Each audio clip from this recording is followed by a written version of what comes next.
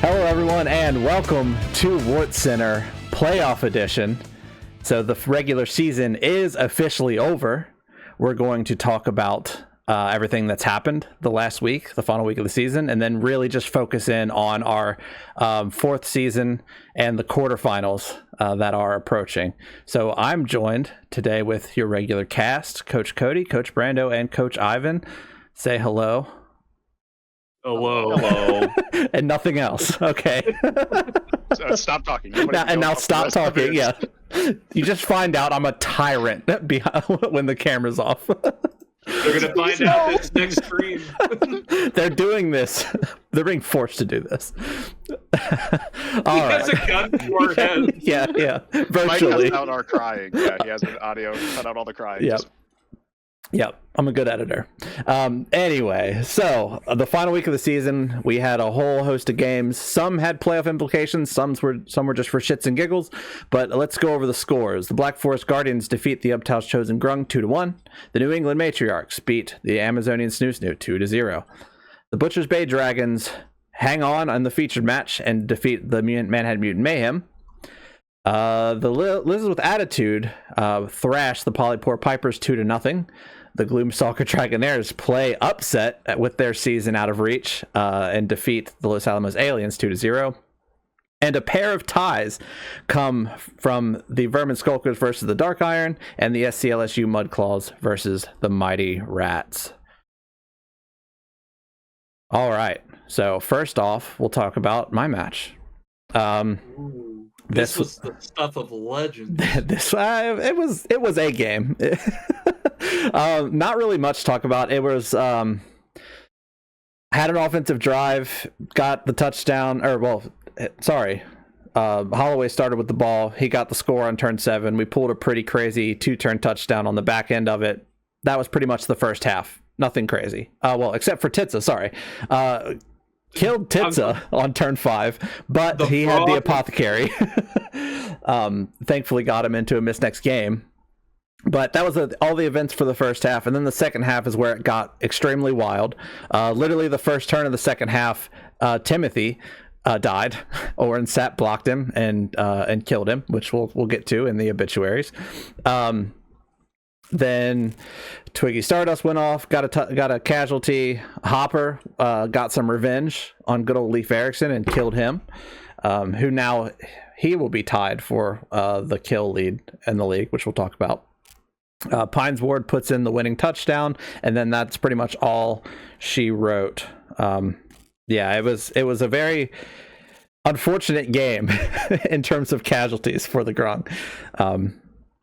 So there's really not much more that I have to say about that, because it was bad. I felt awful because I know Timothy and Titsa are the stars. They are the light of Ubtal's team, and to risk losing both of them in a friendly match, I'm sure does not feel great.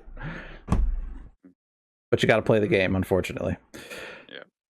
I didn't realize he was missed next game. That's going to be critical for. Yep. So no Titsa or Timothy next week. So he'll have Dart. And yeah, we'll talk about that because we'll go over all the playoff matches here. So anyway, the New England Matriarchs and the Amazonian Snoo Snoos was a no contest in favor of the Matriarchs, 2-0. So they will get their MVPs, their touchdowns, and they will go in healthy week 1 of playoffs. All right, Ivan. What you got? This was all right. Josh kicked my ass fair and square, but I made him work for it.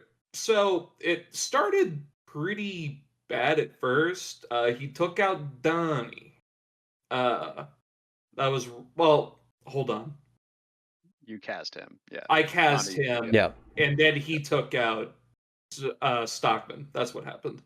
He eventually got Mick badly hurt. That was the turtle I was thinking of. Mm-hmm. I got my Kaz's on him, and I beat him up really bad, and I stopped him from getting several touchdowns. But at the end of the day, he was too fast, and I was not furious enough. And that's how the cookie crumbled. You can catch all the juicy details on the stream on the VOD of this match, Yep. on which we aired last week. Mm-hmm.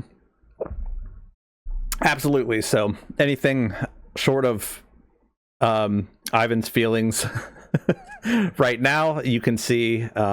You can hear me cry, scream, shit on my. It's all there for you to see. Yep, it'll be in much better detail on the VOD, so go check it out. And actually, a pretty short game too. So kudos.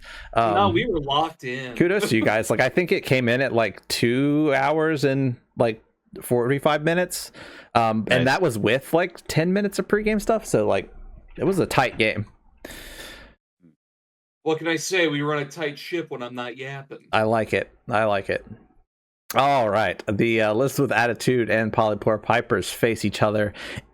The winner of this game would have been the Bowl Division champion, the way that it worked out, funnily enough.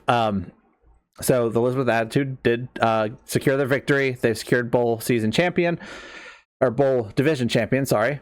And it was a wild game. It was a little closer than it looked on here, but it started insane. So the very first kickoff, the Pipers got hit with the officious ref that targeted the tree man, didn't like what he said to him, and that tree man got sent off. So before a turn was even played for the Pipers, they were down a tree.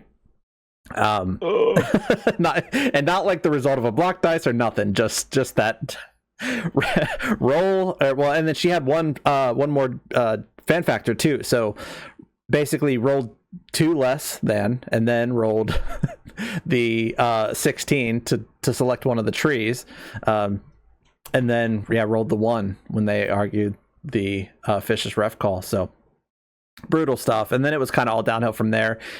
Even so, there was still like the Liz with Attitude got the first score. Morgan Thorg was doing a little bit of work getting casualties there. In the second half, there was a chance to get the tying score here. But unfortunately, by that time, there was just not a lot of players left for the Pipers. So the score just didn't happen on account of not being able to securely contain the ball and get it in scoring range. So all in all, it was a wild match. And both teams generally make it out healthy. Both teams will be in playoffs, so it could have been worse either way. All right. So what happened here, Coach Brando? I'm gonna be honest. I didn't get a lot of sleep that night. It was brutal. I was losing sucks, and losing in this way for another season in a row really hurt. But one thing to consider, and I know we've talked about this multiple times, where one person's loss, another person's win, that win is something for them, you know? Mm-hmm. And honestly, looking at Buckner, you played a hell of a game. He was a playoff team. Mm-hmm. In all honesty, one win away. If your tie was a win, he'd be in the playoffs at 11 points. Yep. So by no means is he bad. 10, he's done 10 points. Because he's at 8 now. He's at 8. The tie gives him the 1. He'd get 2 more for the win. Sorry, I just no. But yeah, okay. he would have been like the number 3 seed. He would have been in playoffs. Yeah. And honestly, like, he's done so well coming into the league already, having more kills than a dwarf team. Mm-hmm. Like, I'm super impressed, and I'm glad that we did get to have the game. I wish it was a bit sooner, but I'll take end of week 9 match. That's fine. Mm-hmm. But yeah, I'm looking forward to a rematch with Buckner. One note for this one, just like in week 8 against Underheim, I had a chance to try and get a score back to tie it back up. Turn 8, I just needed Warpheus, my Dark Elf, to essentially dodge out. Yeah. I needed a 4+. I can't get a 4. He fell over.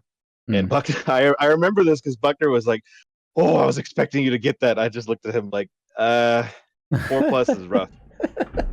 And honestly, like, I do not want to blame this on getting diced, because this is a dice game.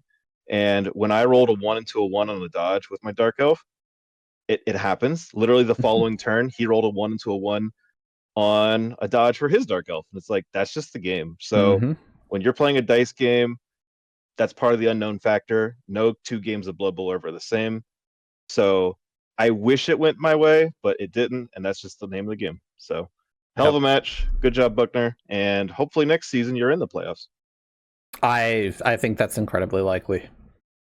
Yeah, because Dragonair's turned it on towards the end of the season for sure. Like you said, they were literally absolutely. a point out of the playoff picture. So yeah, well done, incredible, well good done stuff. for our first season.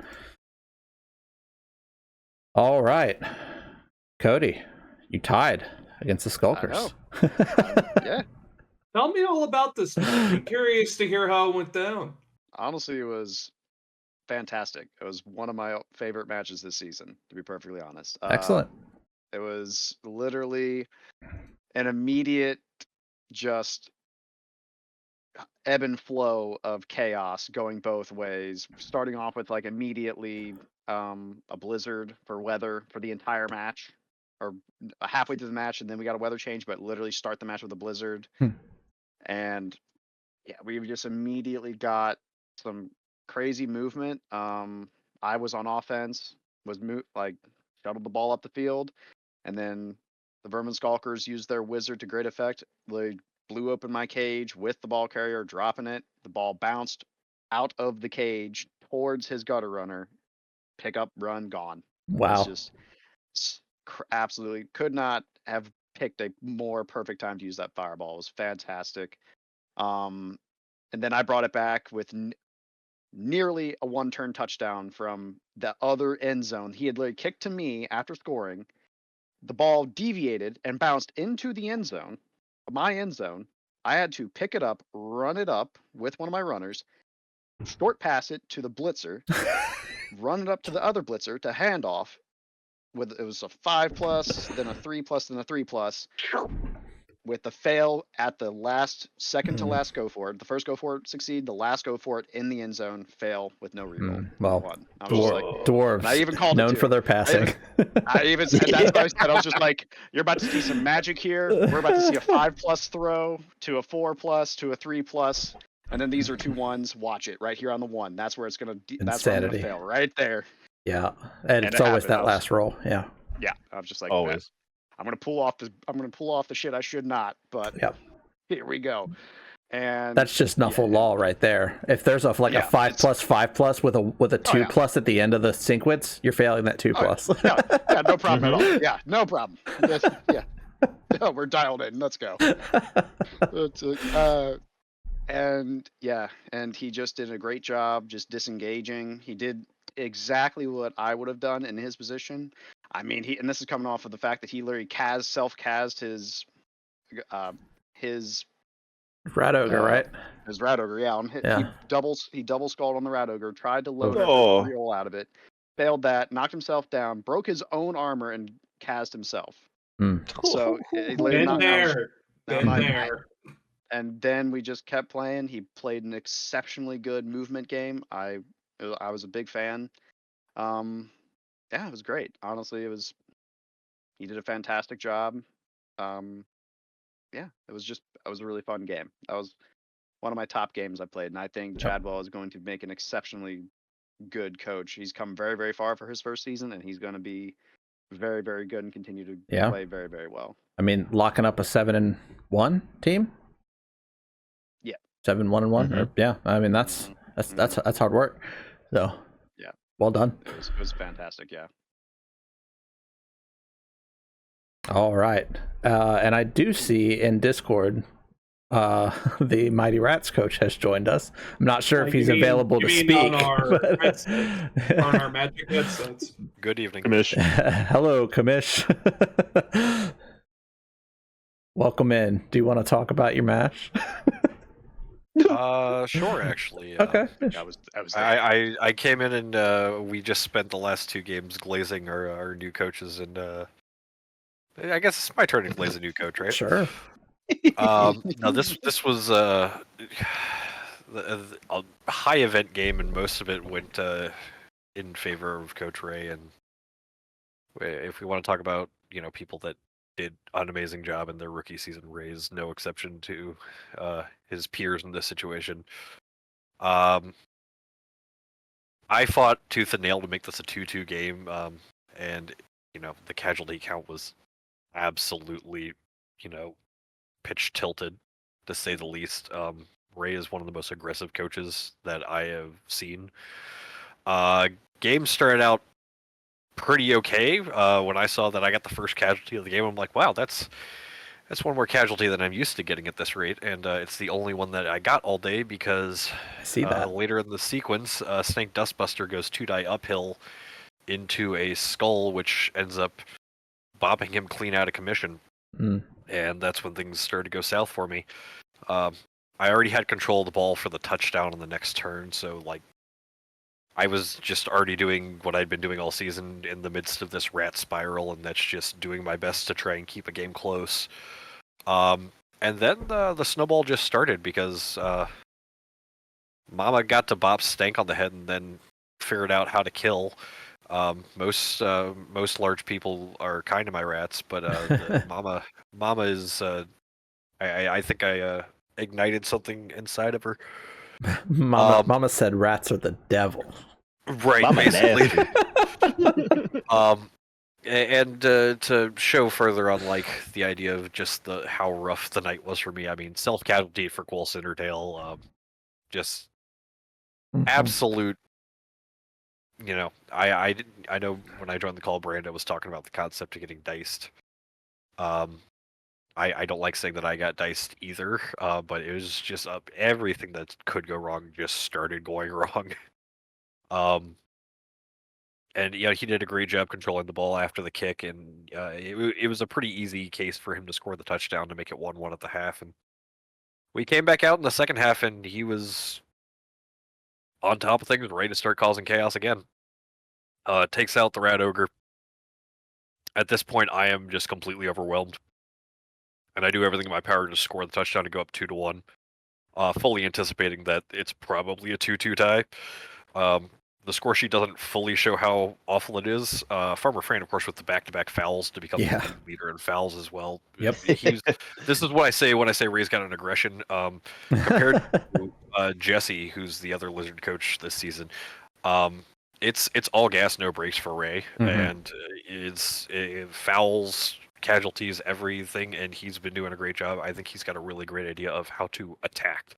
He's still got plenty of things that he can learn, and I've said it in previous broadcasts. Ray has been the definition of someone who's doing all the right things. He's just not getting the wins at the end of the day, and that'll come with time. And again, a prime example of that, the turn after scoring the turn 15 touchdown, he ends up getting blitz on the kickoff event and nearly beat me 3-2 because he caught his own kick, which is always the last thing you want to see when you're lining up with. I think I only had 5 rats on the field. Oh my god! At the end of the game, Oh it was god. 4 or 5. I was very fortunate that I have break tackle and tackle on one of my blitzers, so he broke away full movement to get the blitz off and stop the ball carrier. And even if even with the knockdown, theoretically he could have done some 5+ shenanigans with the Saurus to get the ball in the end zone because he was close enough. But I told him, I was like, hey, look, I worked too hard to make this at least a tie game for as destructive as it was for me, and I said I'm going to do everything to make sure that I walk out of here with at least a little bit of pride. Sure. So yeah, it was an absolute lopsided game, and I think the raw score 2-2 shows how close it really was. But it's been a rough season for the Rats, to say the least. And I believe you are the most casualtied team. Yes. Yes, by a large margin. The differential. I was going to say by a lot. Not It's by a like lot. 20. If you do the combined stats as we're doing for the Pipers and the Luchadors this season, the Pipers have 36 to my 33. Fair enough. But that's a tier 3 team. Right. My 33 are 4 more than the next closest, which is the Chosen Grung, which is not a low armor team per se, but like a team that is known for putting themselves in a punchable situation. So they're right there with me on that. Your differential is the worst, though. Unfortunate. Yeah, minus 21. Yeah. So the trade-off is that The one casualty. Rats aren't known for being the most physically violent team, especially in a league that has a lot of like heavyweight punchers like we do this season. And yeah, it's just it went from like this is I was looking back on the numbers recently actually, and I don't generate a lot of casualties. But this is the lowest of the 3 seasons so far. It's everything again that has gone wrong has. I'm very fortunate to be in the position that I'm in right now this season. But tons of credit to Ray, like just like our other 2 rookie coaches. This is momentum going into the next season, and it's only up from here. Oh yeah. I mean, yeah, like I just want to extend the sentiment you 3 have made is the NKBBL did a really good job of coach recruiting this year. We brought in guys that were ready to go. Yeah, all the season 4 organizations, they made really good coaching hires. So all right, so we're gonna go very swiftly since it's the end of the regular season. These are the regular season leaders for every category, so we're going to take a moment and celebrate them for being the best this year. Obviously, some of this SPP and stat generation happens a little bit into playoffs, and especially because in previous history, the NKBBL was 10 weeks. So until next week's games are played, we really don't have an apples-to-apples look at these players versus every player in NKBBL history. But since this is the true end of the regular season, we'll take a second and look at who's on top. So, Alkadike Bright Moon, barring a miracle from some other player in Week 10, is your SPP leader for the Season 4 season. So, well done, Bright Moon, for 47 SPP. And Bright Moon again, the way that she got there, 9 touchdowns. So she leads the league at the end of the regular season. It's a 3-way tie for interceptions between Lysar, Sharub, and Stump, all with 1 interception. The most intercepted balls we've had in a single season. I believe season 2 we had 1, season 3 we had 0, and now we have 3. So wild. Right. Well, next season we might have 4. Who knows? It's hard to say, but we love to see it because those don't come up a lot. For passing, Jolf Mammoth stakes his claim at the top, the dump off king. Some may call him a dump off merchant, but he is the best passer of season 4. So congrats to Mammoth. And then as far as catches for, Stump leads the league at the end of the season with 6. I believe the same amount of catches he's had since like week 6, as the passing game has slowed down tremendously from the Guardians due to injuries and the like. So as far as casualties, we have a 3-way tie for gold. Hopper, Chizekio Izamata, and Owen lead the league this year in casualties with 8 apiece. I believe the crowd is at 13 now, in case you wanted that stat too. And then in terms of kills, Cranton Ploker got some competition right at the end. So we've got a 2-way tie. Hopper gets a kill last week to put him at 2 to share the kill trophy with Cranton. And last week was also a time where the Mudclaws decided they wanted to lead the league in fouls, and Farmer Fran decided to step up and take that title just before the season ended. He is now at 4 and your fouling leader of season 4. All right. Anything to say about the stats, fellas? The only one I had was this is the second season in a row where Waters has the highest SPP generator. So star players. Yeah. Absolutely. Yeah. They call them the Star Farm. Mm-hmm. The star Shout farm. out to Jewel from Mammoth. I know we go with the dump off merchant thing, but it is evidence. His stat line's like, nuts. Yeah, he's you good. find players that do flexible things, and that is what Mammoth's been for the Dragonaires. And in the passing game, like being a Dark Elf runner, having that weird dump off Mhm. part of the strategy. It shows how flexible some team strategies can be, and Mhm. that's something that Buckner and the Dragoneers have really leaned into. Yep. And not to mention, like, that's a 3+ passing elf. Like, it's Yeah. and in a category with a lot of 2+ passing players. So well done. All right. So now we move on to our least favorite segment of the show, where we talk about the players that we've lost. And we've got a big one this year, this week, unfortunately, right before the end of the season. Tonight we mourn Timothy, the slan catcher from the Ubtau's Chosen Grung. We hardly knew you. He is a player that has been with the NKBBL for 2 seasons now. This season, he was on his way, amassing 7 touchdowns, 5 passes, 2 catches, an all-around offensive threat.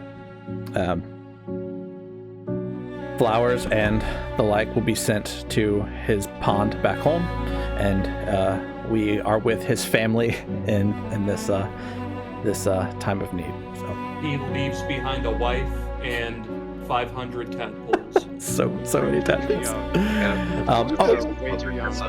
Yeah, and then also not to mention season 3's runner-up for league MVP. So yeah, not Probably the highest profile death in league history so far. absolutely. Oh, yeah. So, and then that same match later in the evening, we also lost Leif Erikson, the trio flyman from the Black Forest Guardians. He snapped like a twig under Hopper's foot. Redemption for the frogs. Yep, the little redemption for the frogs. So, yeah. We would send flowers, but it was in poor taste because they are trees. Exactly. So, you know, and they thought about sending some get well soon cards, but again, that's made out of paper. So, you know, they're maybe We gonna simply send our thoughts and prayers to the Grove. Thoughts and prayers. Thoughts The and Grove. prayers go back to the Grove. Yeah. Grove Street. All right. So normally we would do power rankings and then talk about all the matches and all that stuff, but it's the freaking playoffs, so we want to mix it up a little bit, and we want to cut all that stuff, and let's just talk about the 4th time round of the NKBBL Championship. So it is set. The stage is before you, and here in a few short weeks we will crown our 4th NKBBL champion. So let's talk about it. In the number 1 seed, we have the Khazad-dûm Dark Iron. They will face the Undheim Mighty Rats as the Bowl 4 seed. On the same side of the bracket, the Black Forest Guardians at the number 2 seed will take on the New England Matriarchs at the 3 seed of the Blood Division. On the opposite side of the bracket, the Liz with Attitude won the Bowl Division, and they will be taking on the Ubtau's Chosen Grung. A little Lustrian affair there. And then the Butcher's Bay Dragons at the 2 seed will take on the Polypore Pipers at the 3 seed. A rematch. And I believe the only rematch of the playoffs. Correct me if I'm wrong. Yeah, That is so the far. only previous match of the season in Yep. the quarterfinals. Yep. So a lot of fresh faces seeing each other this year, which is exciting. But I reached out to our Discord and had everyone submit brackets as you would, a la March Madness. And we have some of those. So we're going to take a moment to actually go over those instead. All right. So unfortunately, they're all anonymous. So I don't know who you are. But feel free if you see we will find you. If you see your bracket, feel free to comment. If you want to submit a bracket, I'll post a link to this, a link to the bracket, and you can make one and submit it. And maybe at the end of the season, we'll see who's was most correct.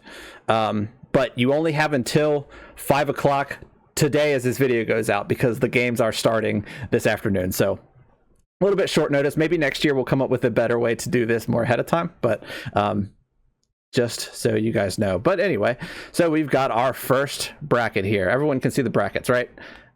Yep. I don't normally click off the PowerPoint, so I'm just a little scared. All right, so this first bracket has Khazad-dûm beating the Dark Iron, the Black Forest Guardians beating the Matriarchs, then Khazad-dûm beating the Guardians. And then on the other side, Liz with Attitude winning, Butchers Bay Dragons beating the Pipers, the Lizzes winning, and then the Lizzes taking it all. Ivan, is this yours? It is. Okay. I predict the Lizzes are going to take the whole thing All right. exactly as I described it here. Yeah. Week in and week out. Yep, very good. Anything, I'm consistent. Yep. Yeah, generally all of the matchups favor the higher seed, so not terrible thinking. The way Blood Bowl works, it'll never work out that way, but but who knows? Maybe it will. On the flip side, this bracket here has got Khazad-dûm, Black Forest, Khazad-dûm.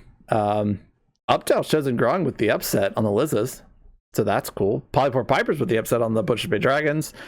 Uptown beating the Pipers, and then Khazad-dûm shutting down the miracle run of Uptown right at the end. So we've got one Lizzes, one Khazad-dûm. They're the number 1 seed. Makes total sense. Let's see what we got here. Number 3 for Anonymous. This has the Mighty Rats with an upset against the Dark Iron. The Matriarchs also upsetting the Black Forest Guardians. Then the Mighty Rats taking down the Matriarchs. On the other side, Liz is winning, Dragons winning. No surprises there in terms of how the seeding works out. The Dragons with the upset on the Liz with Attitude. And then the brotherly finals match. That would be something. With That'd be wild. with the Rats Law taking. versus law. I'd watch that. I'd watch it. We fight the laws and the laws won, huh? Yeah. I fought the law. In that Law scenario, won. Yeah. one law will win. We'll have to buy rights to that song if it happens. I don't know how much. I'm sure. I'm sure it's more Another than I funny can wrinkle afford. for that. If that actually happened, one of them would end up being a 2-time champion.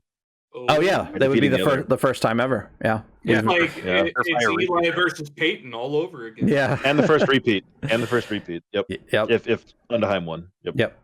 Yeah, we've never had a we've never had a back-to-back champion, and we've never had especially not a repeat. So could be history either way there. That would be cool. This one here has got Mighty Rats with the upset yet again. Matriarchs with the upset. However, this one sees the Matriarchs beating the Mighty Rats. And then on the other side, Lizzes, the Pipers with the upset against the Dragons. The Pipers beating the Liz with Attitude and going on a run, and then the Cinderella story getting shut down at the end as the Matriarchs win. Now this is interestingly, it's both number 3 seeds making it to the finals. So Ooh. This is a wild one. it would be That'd be insane. wild to watch. And a rematch. Yeah. I genuinely want this to be the scenario. I don't know that it will be. Yeah. Pipers would have multiple rematch games throughout the playoffs if this actually happened. Oh yeah, every match they've done. They played the Dragons, they they would- played the and Lizzes, they they would played have- the Matriarchs. Wow. Just run it back against every team Run it that's back. beaten them. Yeah. That is a gauntlet Yeah. to make that argument. Yeah, because I think that because since the Pipers stepped in, they've only had 3 losses, and it's those 3 teams in the matchups. Crazy. Wild stuff. Cinderella story. It writes itself, folks. Like there's stories abound here. All right, Dark Iron Guardians. Dark Iron win.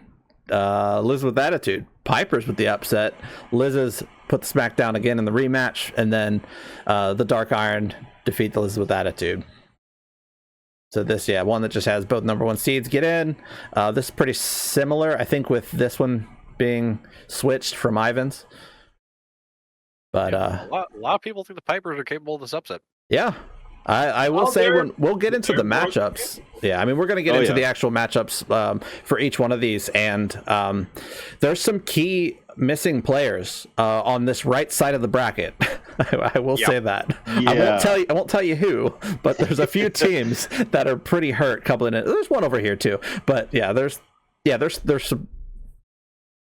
There's 3 very, very disadvantaged teams right now just due to injury, and 5 squads that are, I think, entirely healthy. So that plays a factor. We've seen it happen before. All right, Dark Iron Guardians. Liz with Attitude, Butcher's Bay, Liz with Attitude, Khazad-dûm winning it all. So it's just like Ivan's bracket, but flipped. And then if either of you guys see your bracket, just shout it out. And if you want to talk about it, talk about it. If not, don't. I think this might be my bracket. Yeah, makes sense. I think this is my bracket. Yeah. Yep. Are you going from Cody betting on himself? Are you going from newest to oldest? Because I honestly forgot what I did. It is newest to oldest, I believe, is the way that this is down. So yeah, yours is like the first or second. Yeah. I'm the second, I think. So I'll jog my memory. Yep. Cool. Yeah, we got 3 more left. So I just wanted to share them because I asked for these, and I think I'd love to know what the people think.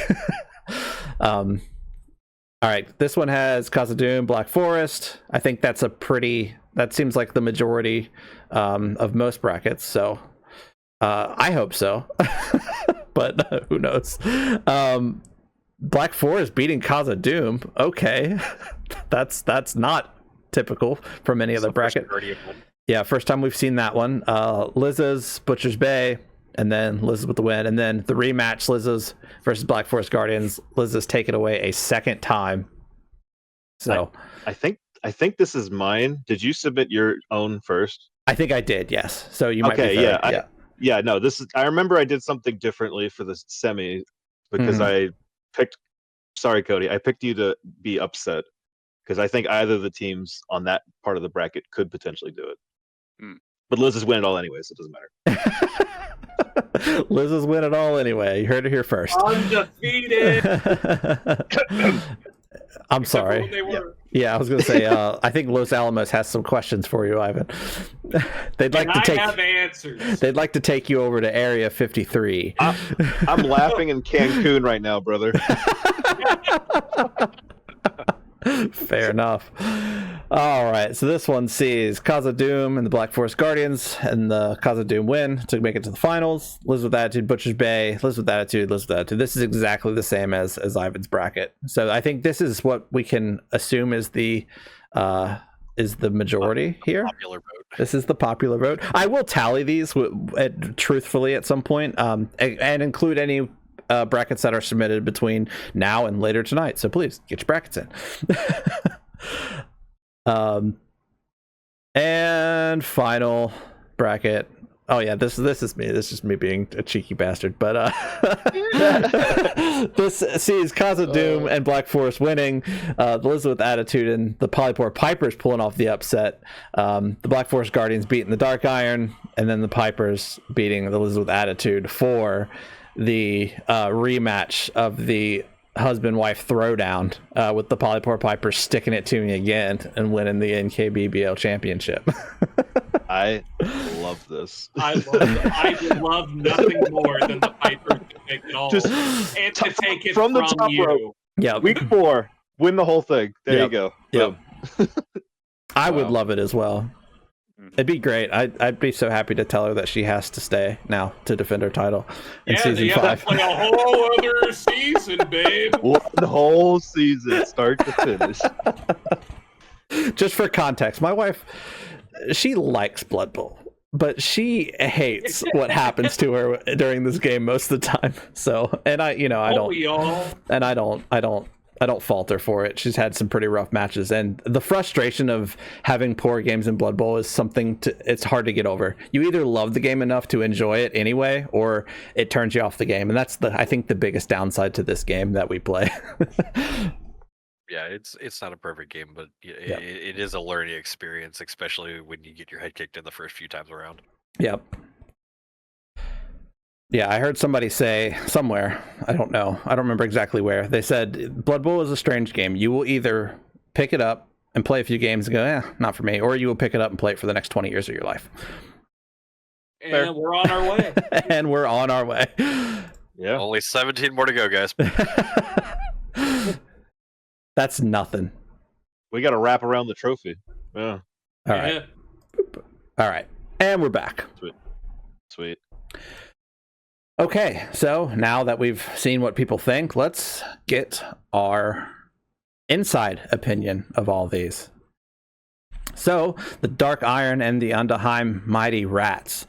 So for the Dark Iron, not much changes in terms of the roster, but they do come with their own host of accolades. The Dark Iron were the Season 2 Coil Cup winners, the Season 2 Blood Division champions, the Season 4 Blood Division champions, newly crowned, and they close out the regular season with 18 touchdowns, 49 casualties, and 4 deceased Blood Bowl players under their boot. On the flip side, there are a fair number of missed next games, so unfortunately the Mighty Rats will be a little short-handed, but the accolades speak for themselves. This Mighty Rats team has been with us for 3 straight seasons, and they ranked with a Season 2 Bowl Division Championship, the Season 3 Coil Cup, won the Season 3 Division B Championship. They were the Season 3 NKBBL champions, so they have that title. They've got their name on the our illustrious trophy.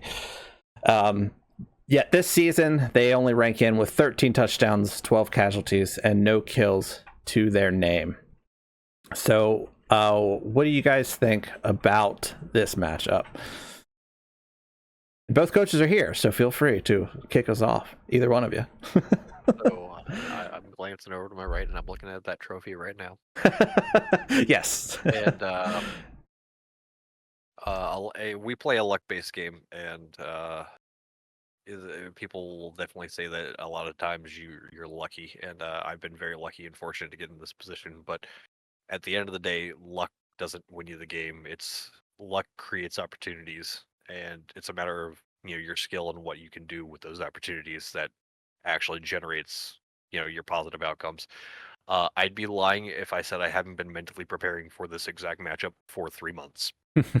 After the horrible start to the season, I still believed this entire time that I had enough in me to at least sneak into playoffs. And after seeing the start that the Dark Iron got off to, I knew that if sneaking into playoffs meant that I was going to have to play them.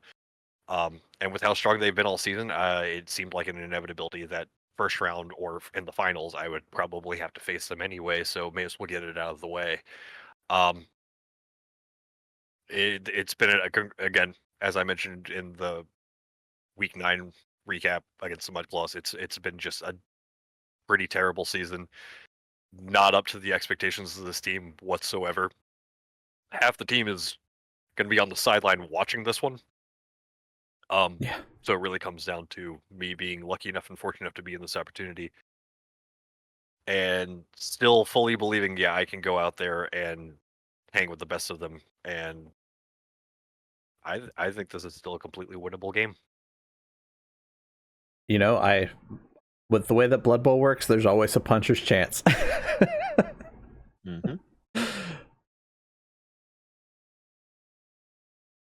What do you think, Cody?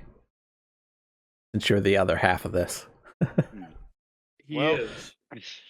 I think it's going to be a fun match regardless, honestly. This is your little Blood Bowl baby too. In my little Blood Bowl baby. I think it's going to be generally just a fun match. I prefer going against coaches and against teams when they're either at or at least close to full strength. I like to see what a team is capable of on its own accord. I like to see a team versus team aspect of the game. Unfortunately, is that not going to be happening? Yeah, we're not going to be getting to see that. And I'll honestly through a lot of these playoff games because half the playoff teams are quite injured, so we're going to be seeing some wild stuff happening.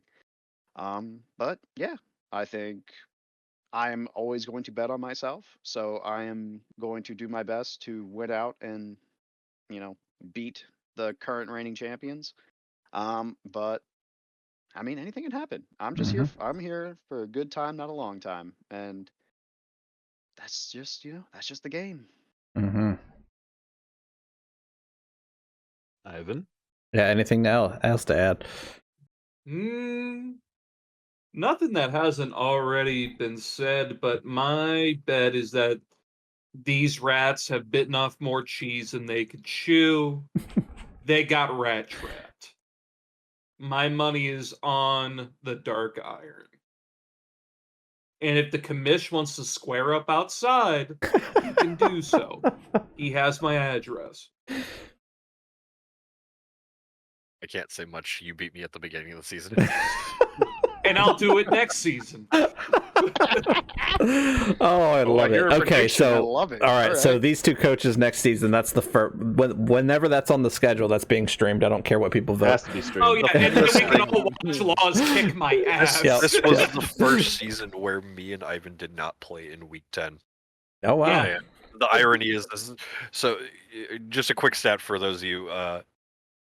Me and Ivan. This is the first of the 4 seasons that we have not been in the same division. And it's the first time that we have not played in week 10. It's the I've always been in whatever the second division listed on the leaderboards is, and Ivan was always paired with me in some way, and that's why we always drew each other week 10 because of how divisional matchups work out. And yet somehow, even though cross division you weren't guaranteed to play everyone, I still drew Ivan week 1. Mm-hmm. It's meant to be. It was in the cards. And there was still a chance at some point. Well, I guess no, maybe not towards the end there, but there was a chance at one point you did play him technical week 10. There was a chance. That chance did not happen. It did not pan out. Yeah. Okay. Brando, anything? Oh, okay. Yeah. I had some quick notes. Speak up. I think this. I just wouldn't want to talk over everyone. I get so You're fine. excited. It's all right. So This I isn't think this professional. is definitely. No, we're not professional. just speak. I think this is definitely winnable for Laws. The question becomes mainly 3 things: the inducement package, how deadly the Kaza Doom actually are, and whether or not this week 9 performance from Kaza Doom versus the Skulkers can be repeated. I know I mentioned this on my newsletter for the matchups. This is the one I voted for. I think because it's playoff time, if this did come down to a tie, I would give the edge to the Skulkers. You saw my bracket though. I'm still picking Kaza Doom, but I would not count the Rats out yet. This is probably the closest of the 4 matches, despite the injuries. Yeah. And I mean, historically, this was the season 3 final coaches as well. So my final thoughts on this is you'll see too, like we got each matchup with the rosters and some accolades. There is no other matchup that has this much text in terms of just the caliber of coaches. So this is the pinnacle of our league facing off yet again. This was our season 3 finals, and 2 of the best we got. So I'm looking forward to seeing how it pans out. I'd be lying if I didn't think that out of any possible matchup that I could have in these playoffs, I'd be lying if I said this wasn't the hardest one available. Mm-hmm. Oh yeah. And not even a case of like, just like any game that I have on this potential path to re-beating as champion. I have to get over this hill. Yep. And also, like, not that we're digging in too heavily on individual stat increases and player additions, but I do want to call out the Mighty Rats have picked up star thrower from the Blood Bowl 2 days, Pepper Jack Calhoun. Ooh, on loan from over in the old world. I made up a few. I called in a wizard, made a call over to the old world. My old buddy Coach Snackus. Yep. And I remember going back there, coaching a Wood Elf team back in the day, and he still runs the Mozzarella Massacre. He's got star thrower Pepperjack Calhoun. Really lit it up over in that league. Yep. And I said, hey, look, I need a guy on short notice. Can you ship him over? And I did feel that it was important that we had someone in to fill in for Clutch Slutch, and Pepperjack was just the first name that came to mind. Hell yeah. I was my face lit up when I saw it. I said, "Hell yeah!" I've had a match against Pepperjack Calhoun in the past. Just great Skaven team over there. Okay, so on to the next match. We're on the same side of the bracket, but the number 2 versus the number 3. The Black Forest Guardians will take on the New England Matriarchs. So this game's pretty tight. Both teams are fully healthy, so it will be the best versus each other's best, which is what we like to see. In terms of stats, we've got 11 touchdowns, 22 casualties, and 3 kills for the Black Forest Guardians. And then on the other end, 13 touchdowns, 20 casualties, and 2 kills. So pretty close. the parity is only 1 or 2 in either direction, and they flip. So the Guardians seem a little bit more likely to casualty, and the Matriarchs seem a little more likely to score. What do you guys think? Oh, and also there's 2 journeymen on my sheet. That's not true. Everyone's healthy. This should have been deleted. So ignore. Errata. You called it out. Now I'm looking at it. Yeah. I just happened to be looking while I was talking. I was like, mistakes. Well, to flip it on your head, Mr. Host, you're in this game. How do you feel about it? Yeah. I think it's going to be tough. I will say, in terms of the matchup that I wanted and the side of the bracket that I wanted, this ain't it. If I'm being transparent, I as much as I'm happy that I made it into the 2 seed, because previously our season have only been top 4 make playoffs, so it's nice to know that if we would have done another 4-team playoff, I would still be in. But seeing that the number 3, I could have went against a battered Dark Elf team, I kind of wish it went a little bit differently. And Waters is a good coach.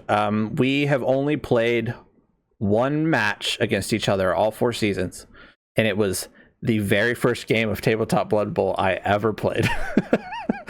And it was season 1, game 1. I was humans, he was humans. Just straight mirror match.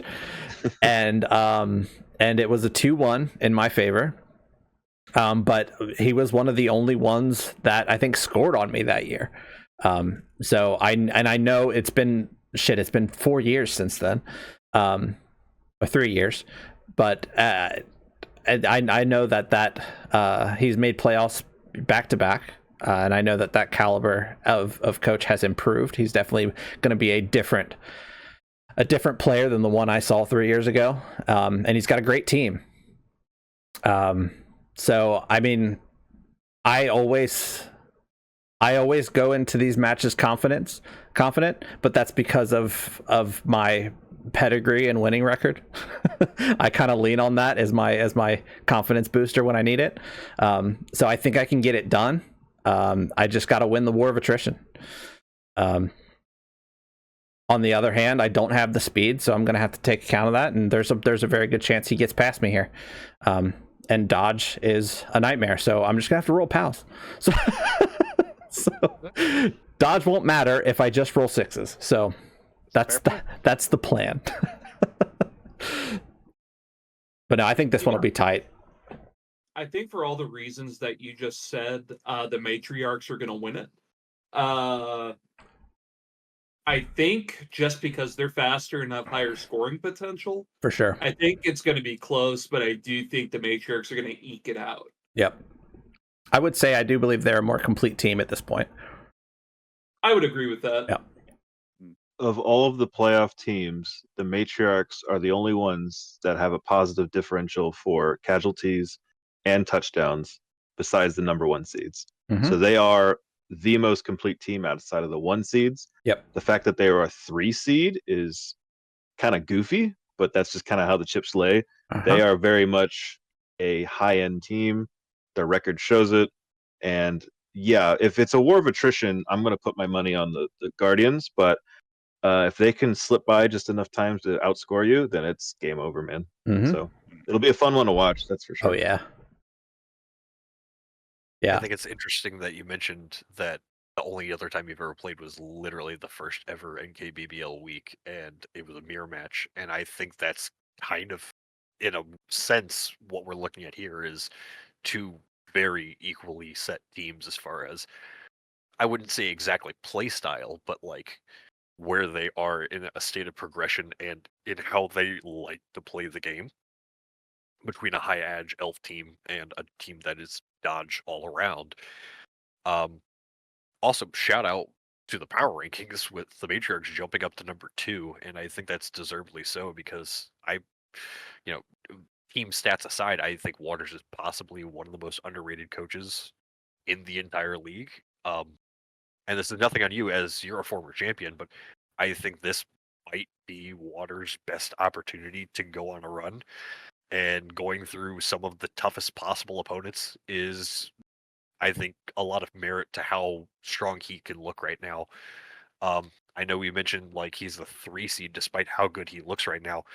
I think that is a merit also to how strong the blood division was compared to the bowl division this season, because all 3 of his losses were in divisional games. Mm-hmm. So he definitely is capable of dealing with most teams. I mean, Brandon brought up the stats. I think the team speaks for itself at this point. This is going to be a very close game, and I would personally be keeping an eye on this one because I think this is the closest matchup and possibly the most entertaining game out of the 4 that are on the docket. For sure. Mm-hmm. It's going to be a good match. Mm-hmm. Yep. I will say I talked to Waters to get this game scheduled, and I do want to pass along that he told me he's excited to get his first playoff win in the NKBBL. So there's already shit being spewed. So Okay, let's go. There's If a lot. anyone who more of that. No. We need more of to the that. table, it's Waters. Yep. There's a lot of venom Please. now, so it's good. It'll be good. Awesome. Yep. But yeah, like there is one thing that when you brought up the records, it made me realize something too. Is like you said, his 3 losses were all in division, whereas 2 of my losses were in division. So against the same opponents, he was getting it done and I wasn't. So who knows? Who knows what that means? All right. On the other side of the bracket, the Lizards with Attitude will go against the Ubtau's Chosen Grung, Lizard v Frog. The Lizards with Attitude, this is their 2nd season. However, last season was not as prolific as this year, but this year they do come out as the Coil Cup winners, which is, I don't know if we explained it fully. It is the regular season award for best record. They also won the division, so Season 4 Blood Division champion, and then they close out the season with 18 touchdowns, 15 casualties, and no kills. So a bit of a pillow hand situation, but it doesn't matter because they're getting it done. On the other side, the Ubtau's Chosen Grung, last season were the Division A champions, and then they close out this year with 15 touchdowns, 21 casualties, and 3 kills. I will say Season 3, they were noted for having pillow hands, and they have flipped that narrative this year. Mm-hmm. So what do we think about these matches? This is the big Lustrian showdown that I actually was kind of hoping to see at some point here, and I want to go straight to the pillow hand discussion here.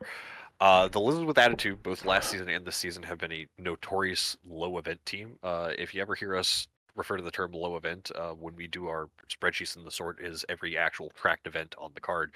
LWA games are notoriously low event games. And for that same reason, they don't cause a lot of casualties, but they also don't suffer casualties either. Yep. They are one of only 2 teams this season to be single digit in the casualties allowed column, allowing only 8 casualties on the season. And that also goes for how stout their defense has been in this, turnaround season. They also led the league in defense with only 4 touchdowns allowed, which is going to be, I think, the task that's before the Grung, who are a, team that usually relies on their scoring to win. And I still think they're a scoring reliant team, despite the fact that they've turned around their casualty column, because 21 casualties caused, but they suffered 29. They still had a -8 casualty differential. This Grung team is still susceptible to losing fights. Basically, I'm going to be as nice about that as possible. They definitely are a more aggressive team, and they're finally hitting their stride in causing damage back, but it's not nearly as favorable as I think the raw 1-for-1 stat might tell you. But with all of that in mind, the Lizards are, relatively speaking, having played them a couple times now, a more passive team. That is part of the reason they end up with those low event games. And the Grung are a team that usually is another one of those all gas, no brakes types of teams that is willing to push the limits of what's available to them, taking those risks. And when they pay off, those are the types of games where the Grung show how good they can be. But they are a swingy team against a very sturdy, well put together Liz's team that has, Tukrock as possibly emerging as the next big running player in the league, and a line that has a handful of block source that are, definitely a wall that the Grung are going to have to figure out how successful at jumping over them they're going to be. Mm-hmm. Oh, yeah. I have a wild take that no one's gonna guess. Let's hear it. Oh, I can't wait to hear how the Lizards are going to win. Go ahead. The Lizards are gonna win! I was told by a wise man a few weeks ago that the merit of a man is based on the length of their legs. I don't know if you've ever seen a lizard leg. They're not very long. I'll admit that. But lizards also have tails, which are like third legs, which you'll note are quite long. You add them together. Way better than long legs. You heard it here, folks. Tails and legs. Tails are legs. Yeah. We're gonna need a separate video of you breaking down this anatomy lesson that determines who's gonna win. I have a formula. Please. I have graphs. Okay, We can do it. let's do it. We'll put it on the concepts of a plan. We'll put it on the schedule during the off season. Please do. In the next pregame. A little Ivan TED talk. Leg length and why it matters. Cody? I think this is going to be a surprisingly close match. I think like Laws had said before, Jesse is a relatively passive, exceptionally solidly playing style Lizard command coach, and we have the Slan team that is very much a high aggressive, high movement, move and do what needs to be done, even if it's chaotic. I mean, having played against them personally, they are not afraid of making 2 die ups, and a lot of times it works for them. They just are willing to do chaotic things when push comes to shove. Think they have a chance of making an upset, but I would still probably put it on the Lizzas with the win. Especially with the loss of both their star catchers for the game. It's just gonna be. I think that it's possible, but it's gonna be not an easy trip up that hill to beat the Lizards. But I think if any coach is going to pull off some wild stuff of jumping around and away and over people, it's going to be this frickin' frogs. So, but I'm going to go with the Lizards as an overall win. Woo, boy. Holloway, get a pen. I'm giving you bulletin board material. Oh boy. I love you, buddy. I wish I played you this season, but this is almost as much of a sure thing as if I could bet money on this, I probably would. I'm so sorry. Holloway, of all of the 8 playoff coaches, you have a losing record both in divisional and in overall league. You've just lost 2 of your superstar players, one from death, one from this next game. I mourn for you. And then this, for whatever reason, you've made playoffs the second time, but you're playing the Quail Cup champion again, which is the universal worst luck. It's brutal. But never count out a frog, like you said, length of their legs. But this is. I just looked at this. I'm just looking at this oh God. And also, lustrine inducements are garbage. Most of them are absolute garbage. So yeah. Good luck. Write all this down, and then when you whoop his ass, you can thank me later. But Liz all the way. Sorry. If Uptown wins the whole thing now, I know what's going on their championship shirt. Just what did you say? What did you just say? Never count out a frog. What did you just say? I just lost it. Yeah. What? No, Ivan. It's the never count out a. Never count out long legs. Well, no, you just I don't know. Anyway, Measure of a man is Play it back. I'll play it back. It's been recorded, but yeah, you said never count out a frog. It's going on the shirt with a ruler next to a frog leg. Hell yeah! Hell yeah! Before we move on, I do want to echo, and I glossed over when I was going on my tangent, but yeah, being down both of your star catchers, one of them unfortunately in the ground, that's going to be the big mountain to overcome if you're the Grung here. This is probably the most lopsided of the 4 games, in my opinion. Mm-hmm. But if you want to give any merit, and granted you did have Timothy and Titsa both on the pitch when this happened, the last game Uptown won was week 6 against the other Lizard Man team. So This team does have the gumption, I think, that you need to go up against a Lizard Man team and win. So even though momentum is not on their side, as speaking as someone who's in a very similar boat, gotta start going upstream. mm-hmm. Tadpoles are known for doing that.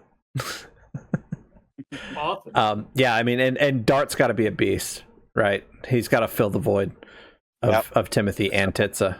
So a lot of weight on that young frog's shoulders.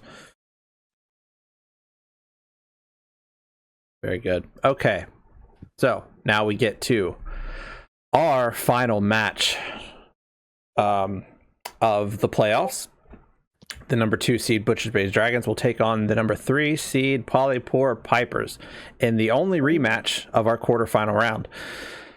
The Dragons come in with 17 touchdowns, 19 casualties, and no kills, whereas on the flip side, the Polypore Pipers, in 3 fewer games, just for context, have gotten 8 touchdowns, 20 casualties, and 1 kill.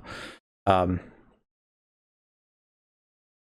far as health, Pipers are relatively healthy. They will be out Hendrick this game. And on the flip side, the Dragons are missing 2 of their blitzers and both Witch Elves, including regular season MVP Rebecca Cold. What say y'all about this one? I gotta, the inducements aren't a lot. It's going to be pretty even. They're like non-existent. 25K. Yeah, it's The Dragons are beat the hell down, though. I wonder who did that to them. mystery. Truly. Watch the VOD. Watch the VOD if you want to know more. This, dare I say, is gonna be a tight ass match. I mean, a lot of them are. I think but this they all one, I are. feel like this one is the tightest, perhaps. Oh man, I think the Pipers might have it in them. Honestly, I could easily see this being a 1-score game for the Pipers, like they win by 1. I will But I say, could just as easily see the elves just like killing all the gnomes as fast as possible. I will say, we mentioned this is the only rematch of the quarterfinals. This match happened in week 8. Week 8.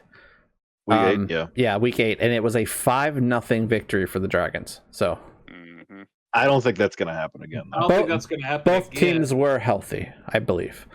But Yeah. This all being said, I think I'm going to hand it to the Dragons just because their passing game is on lock and they're faster. And I think at the end of the day, that's what's going to make the difference. I'd agree with you on that. Josh has experience in playoffs. He's been pretty battered this season. This is just another game. He's had I think the most 5+ casualty suffered games of the season. So this team has been bruised and battered the whole time, but he's been able to score all of his touchdowns by spreading the ball. I counted last 8 different players on this roster scoring a touchdown, and that flexibility is going to be key for them to actually come out with a win. The fact that there's no inducements, no petty cash for the Pipers, that star power, I haven't looked, but I imagine a gnome throwing blocks isn't as intimidating as a Morg and Thorg or a Mighty Zug. So last time I checked. Now, not saying that they're not going to be able to just swarm and absolutely stomp their heads in, but missing those star players might be pretty hurtful. But I wouldn't count out the Foxes, especially Cuervo. I think this will be a tight game. This will be a really good game. I do not think it'll be a 5-0. I don't think it's going to be a shutout. I think it'll be close. Mm-hmm. But I'll give it to the Dragons just on experience. But I could see it going either way, honestly.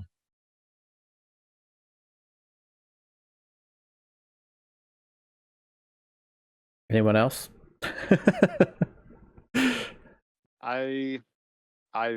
This match is going to, of course, got very close TVs, an injured Dragon team that previous match stomped the Pipers. But I don't know. It's like, I think realistically, I think this is going to be, it's not going to be nearly as one-sided as that last match. The Dragon coach has got a lot of tools missing from his toolbox versus a nearly perfectly healthy Hyper team. I mean, they don't get the bank account, they don't have the checkbook open this match, so that's going to be something that they haven't been used to. But I could see this very easily swinging either way, honestly.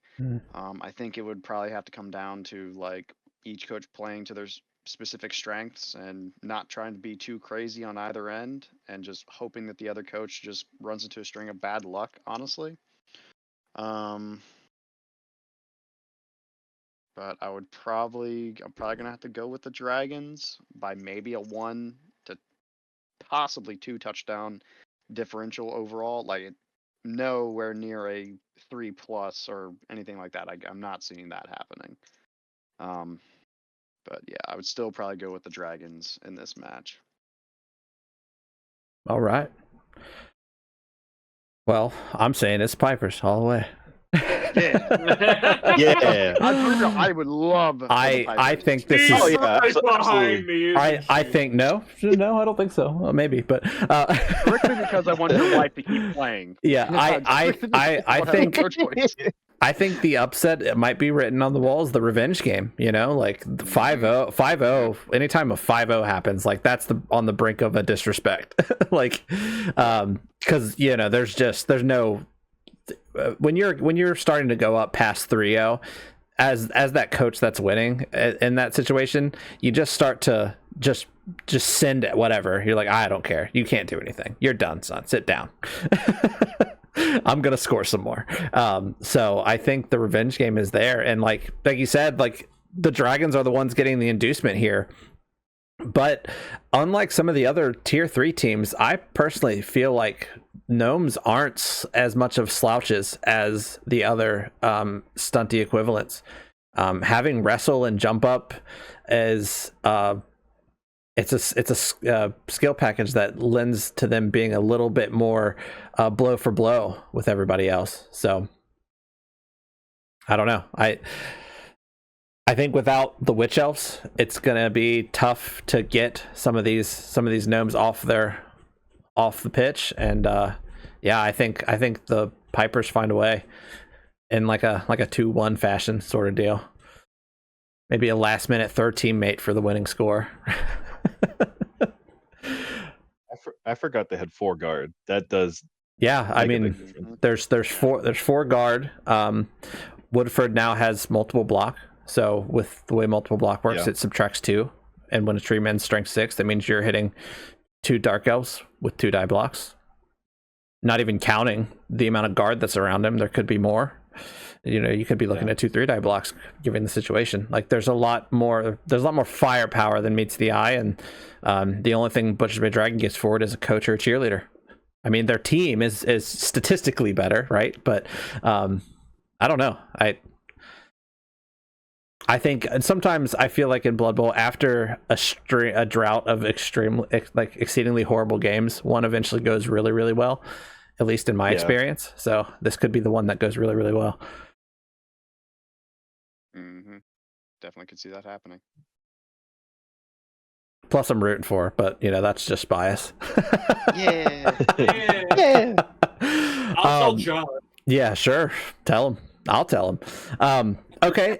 So, question for the roundtable here. How much overtime you think we're going to see tomorrow or this afternoon? On later today, yes, we will see. I bet 2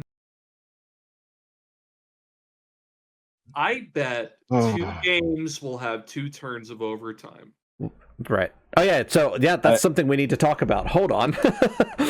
just to Golden set the goal and all that. scene, yes, we do not subscribe to the official overtime rules as they are in the book. So the way that our playoff overtime works is, and I'm reading verbatim here, if after turn 16 the score is tied, play will continue with a turn 17.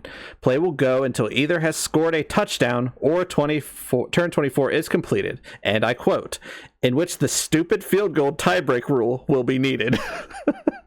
So yes, we do it. The person who has the ball on turn 16, if it's tied, they maintain the ball. The board state stays the same, and its next goal wins. Everything else is exactly as it stands and is written in the book, but that is just one wrinkle that you guys can expect to see going forward. So if you see something that looks a little off, in case of an overtime game that gets streamed, you understand now why that is. But damn it, I meant to make a slide for that. Dumb. Well, you explained it. Okay, we got there. We got there, but yeah. Okay, so I really needed a whiteboard. Maybe bring one next time. You can put an overlay here. Yeah. I need to start like instead of like a PowerPoint, I'm just gonna like start finding a way. I'm gonna have a tablet so I can just draw on the screen. Draw on it. Yeah. Who's that guy that does it for the NFL? What, like Madden? John Madden. Yeah. You put the big cooler, the mama cooler, and the daddy cooler here, and then you get the baby coolers. Yeah. Yeah. All right, bud. Just two circles and a long oval. I think I agree with Ivan. Two overtimes I think are almost, I don't want to say guaranteed, but I expect two games to tie. I think this is definitely one of them that could potentially tie, especially with that throw teammate aspect. And I think the other one that's potential to tie is, as I mentioned before, Khazad-dûm and Skaven from Underheim, because the Dwarves have been able to rumble up the field, but I've played against the Skaven. He's played against Skaven. They can score with a handful of players. So the question becomes, if it goes to overtime, can you finish the job? So if he has 3 players, and I mean, it's gonna be tight. These are gonna be good games. But yeah, I think overtime is expected, especially this season. I don't know if there's a record, but I feel like we've had way more ties than any other season. This is the highest tying season. Yeah, so like I expect the tie, whether or not it's 1 or more. I think 2 is fair. Yep.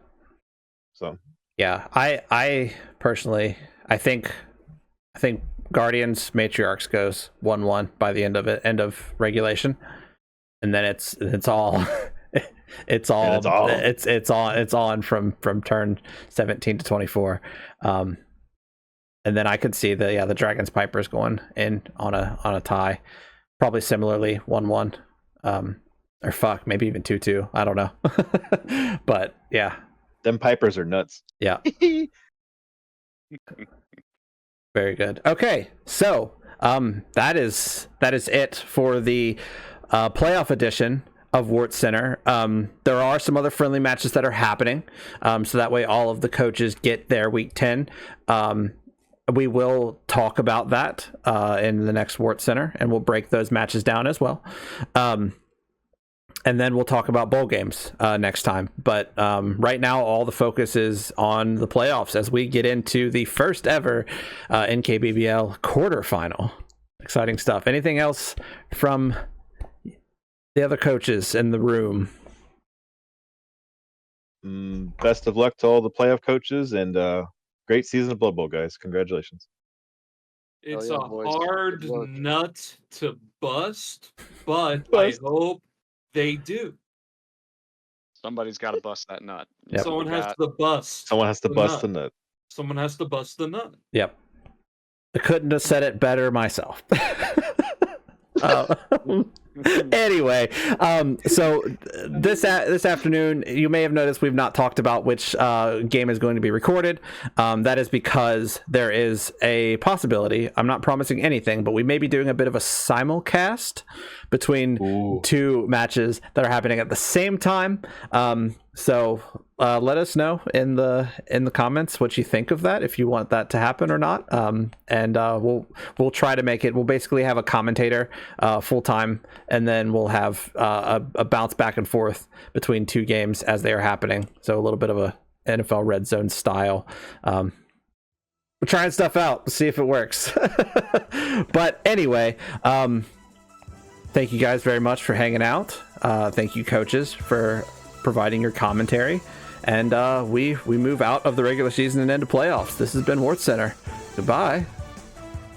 Buzz. Buzz. Every time.